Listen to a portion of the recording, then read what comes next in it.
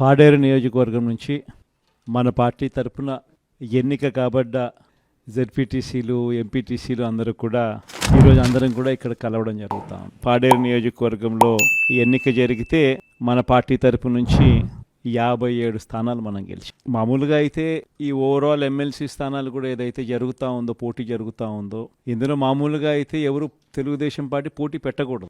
నైతిక విలువలు ఉన్న ఏ పార్టీ అయినా పోటీ పెట్టకూడదు. ఎందుకంటే 600 చిల్లర స్థానాలు మనం గెలిచినాం, వాళ్ళు గెలిచింది కేవలం 200 చిల్లర స్థానాలు వాళ్ళు గెలిచినారు. మనకు వాళ్ళకు మధ్య తేడా దాదాపుగా 387 స్థానాలు. గెలిచిన వాళ్ళంతా కూడా మన పార్టీ గుర్తు మీద, మన పార్టీ జెండా మీద గెలిచిన వాళ్ళు. వాళ్ళ సైడ్ అయినా అంతే, మన సైడ్ అయినా అంతే. మరి అటువంటప్పుడు మెజారిటీ లేనప్పుడు ఎవరైనా కూడా పోటీని పెట్టకూడదు. మామూలుగా మీ జగనే ముఖ్యమంత్రి స్థానంలో ఉండి ఇటువంటి పరిస్థితి కనుక ఉంటే, వాళ్ళకే కనుక మెజారిటీ కనుక ఉంటే అసలు మనం పోటీ పెట్టుండే వాళ్ళమే కాదు.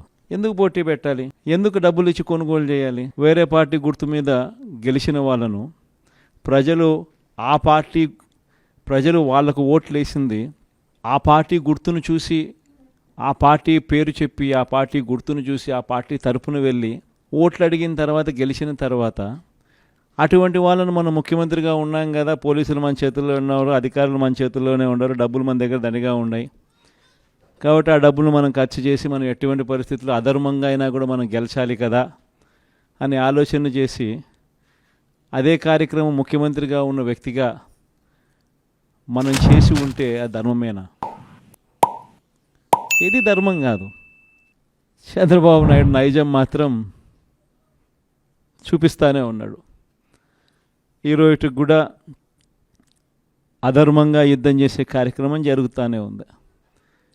అధర్మంగా యుద్ధం చేసే కార్యక్రమంలో భాగంగా మన పార్టీ తరపు నుంచి ఎవరైతే గెలిచినారో వాళ్ళందరికీ ఫోన్లు చేయడం, లేదా వాళ్ళ దగ్గరికి మనుషులను పంపించడం, నీకు 5 లక్షలు ఇస్తా, నీకు 10 లక్షలు ఇస్తా, వస్తావా అని పిలవడం, అడగడం. ఎంత మటుకు అంటే రాజకీయాలలో విలువలు అనేటివి పూర్తిగా అట్టడుగు స్థానంలోకి తీసుకొని పోయే కార్యక్రమం జరుగుతూ ఉంది. ఏ రోజైనా కూడా ఒక రాజకీయ నాయకుడు ఎదగాలంటే మాత్రం విలువలు, విశ్వసనీయతతో కూడిన రాజకీయాలు చేస్తేనే ఆ రాజకీయ నాయకుడు ఎదుగుతాడు. ఏ రోజైతే మనం మన క్యారెక్టర్ని అమ్ముకుంటామో, ఏ రోజైతే మనం విలువలను, విశ్వసనీయతను రెండింటినీ కూడా పక్కన పెట్టి రాజకీయాలు చేయాలని ఎప్పుడైతే మనం ఆలోచన చేస్తామో, అప్పుడు ప్రజలకు సమాధానం చెప్పడం కథ దేవుడు ఎరుగు, ఇంట్లో కూడా మనకు గౌరవం ఉండదు. ఇంట్లో కూడా మనకు గౌరవము, వాల్యూ ఉండదు అన్న సంగతి ప్రతి ఒక్కరూ కూడా గుర్తుపెట్టుకోమని కోరుతా ఉన్నా. నేనైతే నా జీవితంలో రాజకీయాలు నేను అట్టే చేశా. నేను కాంగ్రెస్ పార్టీ నుంచి బయటకు వచ్చినప్పుడు వెనక్కి తిరిగి చూస్తే నా వెనకాల ఎవరు లేరు. నేను, మా అమ్మ ఇద్దరమే బయటకు వచ్చింది. నాతో పాటు కొంతమంది ఎమ్మెల్యేలు వస్తామంటే కూడా నాతో పాటు రావాలనుకున్న ఎవరైనా కూడా రాజీనామా చేసి రావాలా అని చెప్పి, ఈరోజు అక్కడి నుంచి మొదలు పెడితే కేవలం ఇద్దరం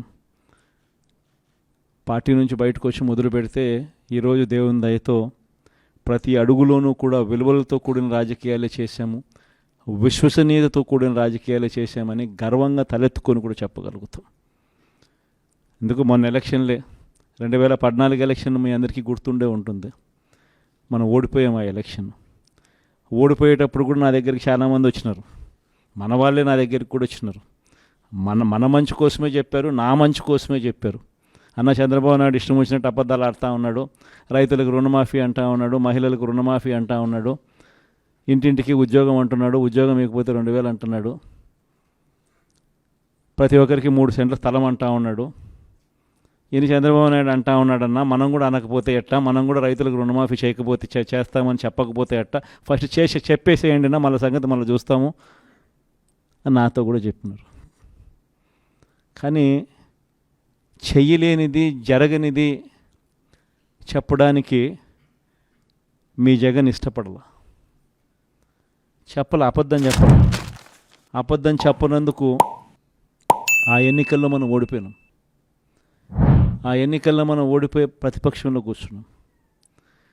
దాని తర్వాత చంద్రబాబు నాయుడు పరిపాలన చేశాడు. అడ్డగోలుగా ఆయన చెప్పినవన్నీ అబద్ధాలు అని చెప్పి ప్రజలందరూ కూడా నమ్మేట్టుగా, ప్రజలందరికీ కనిపించేట్టుగా చంద్రబాబు నాయుడు అనే వ్యక్తి ప్రజలను మోసం చేశాడు అన్నది తెలిసేట్టుగా ఆ తర్వాత 2019 ఎన్నికలు వచ్చేసరికి ఏకంగా చంద్రబాబు నాయుడు అనే వ్యక్తికి డిపాజిట్లు కూడా దక్కని అందువనమైన పరిస్థితులకి పోయాడు.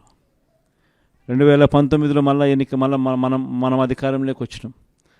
మన మేనిఫెస్టోలో చెప్పింది ఏది కూడా పలాని మాట చెప్పినామనంటే ఒక్క మాట కూడా తప్పకుండా మొట్టమొదటిసారిగా రాజకీయాలలో విలువలు అంటే ఏమిటి, విశ్వసనీయత అంటే ఏమిటి అనే పదానికి మనం అర్థం తీసుకొస్తూ అడుగులు వేశాం మొట్టమొదటిసారిగా. ఇంతకుముందంతా మేనిఫెస్టో అంటే చెత్తబుట్టలో వేసే డాక్యుమెంట్. మొట్టమొదటిసారిగా మేనిఫెస్టో అంటే చెత్తబుట్టలో వేసే డాక్యుమెంట్ కాదు. మేనిఫెస్టో అని అంటే ఒక బైబిలు, ఒక భగవద్గీత, ఒక ఖురాన్ అని చెప్పి మొట్టమొదటిగా నిర్వచనం మారుస్తూ చెప్పిన ప్రతి మాట కూడా నెరవేర్చాం. ఒక 10% జనాభాలు మాత్రం చంద్రబాబు నాయుడు మోసాన్ని నమ్మారు. చంద్రబాబు నాయుడు క్యాంపెయినింగ్ ఇంటింటికి పోయినప్పుడు వాళ్ళ ఎమ్మెల్యేలు చేసిన క్యాంపెయిన్ పిల్లలు కనపడితే నీకు 15,000, నీకు 15,000, నీకు 15,000, నీకు 15,000 సంతోషమా అని అడిగే క్యాంపెయిన్. వాళ్ళ అమ్మ కనపడితే నీకు 18,000 సంతోషమా అని అడిగే క్యాంపెయిన్. వాళ్ళ ఇంట్లో ఇంకొక ఆడవాళ్ళు కనపడితే నీకు మళ్ళీ 18,000 సంతోషమా అని అడిగే క్యాంపెయిన్. వాళ్ళ ఇంట్లో ముసలోళ్ళు ఎవరైనా బయటకు వస్తే నీకు నెలకు 4,000 పెన్షన్ సంతోషమా అని అడిగే క్యాంపెయిన్. ఈ క్యాంపెయిన్తో, ఈ మోసంతో, ఈ ఆశతో ఓ 10% జనాదులు మన దగ్గర నుంచి దూరం అయ్యారు.